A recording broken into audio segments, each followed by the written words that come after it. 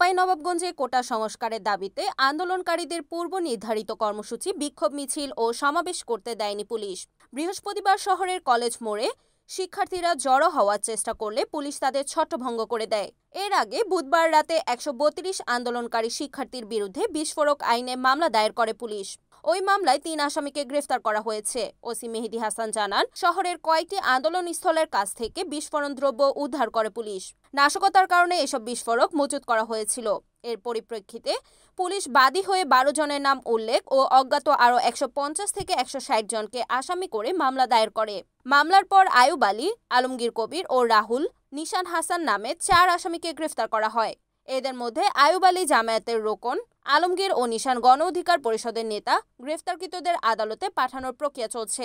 OC জানান, এর আগেও কোটা সংস্কার আন্দোলনে অংশ নেওয়া আরও ২ জনকে গ্রেফতার করা হয়। পুলিশ ও আন্দোলনকারীরা জানান, বৃহস্পতিবার শহরের কলেজ মোড়ে আন্দোলনকারীদের বিক্ষোভ মিছিল ও সমাবেশ ছিল, কিন্তু সেখানে শিক্ষার্থীরা জড়ো হলে পুলিশ তাদের ছত্রভঙ্গ করে দেয়। সেখান থেকে কয়েকজনকে ধরে নিয়ে যাওয়া হয়েছে বলে অভিযোগ করছেন আন্দোলনকারীরা।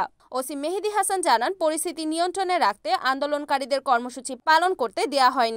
কলেজ মোড় থেকে যাদের আটক করা হয়েছে যাচাই বাছাই শেষে তাদের বিরুদ্ধে ব্যবস্থা নেওয়া হবে।